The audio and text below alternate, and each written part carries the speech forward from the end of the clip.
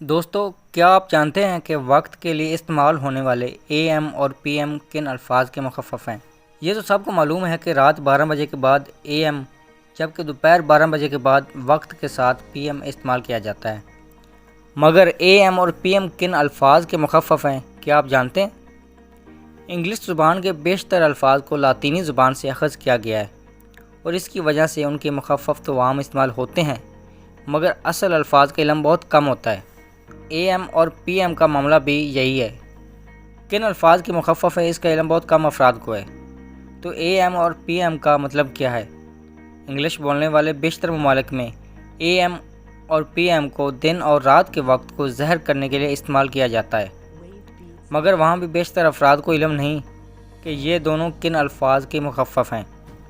تو اگر آپ کو بھی اس کا علم نہیں تو جان لے کہ اے ایم لاطینی جملے اینٹی میریڈیم کا مخفف ہے، جس کا مطلب دوپہر سے پہلے یا بھی فارنون۔ جہاں تک پی ایم کی بات ہے تو یہ لاطینی جملے پوسٹ میڈیم کا مخفف ہے، جس کا مطلب دوپہر کے بعد یا آفٹرنون ہے۔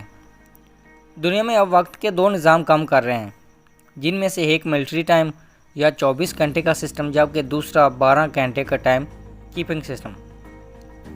ملٹری سسٹم میں اے ایم اور پی ایم کی ضرورت نہیں، کیونکہ اس سسٹم میں 1 سے 23 نمبر استعمال ہوتے ہیں، یعنی نمبر دوبارہ دہرانے نہیں پڑتے، جس کے لیے دوسرے سسٹم میں اے ایم اور پی ایم کو استعمال کیا جاتا ہے۔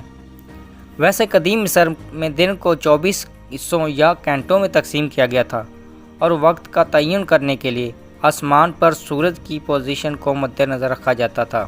اس سسٹم کو اب سن ڈائل کا نام دیا گیا ہے، اور چونکہ رات کو سن ڈائل سسٹم کام نہیں کر سکتا تھا تو یہ ضروری تھا کہ دوپہر اور آدھی رات کا تعین ہو۔ سن ڈائل کی ایجاد 0 یا 0 سے 1000 سال قبل ہوئی تھی، تو دن کے درمیانی حصے کے لیے نمبر 12 کا استعمال ہوا۔ تو یہ کہہ سکتے ہیں کہ اے ایم اور پی ایم کا استعمال 3000 سال سے ہو رہا ہے، مگر 17ویں صدی میں انگلش بولنے والے ممالک میں یہ مخفف عام استعمال ہونے لگے تھے، اور اب دنیا بھر میں لوگ اے ایم اور پی ایم کا عام استعمال کرتے ہیں۔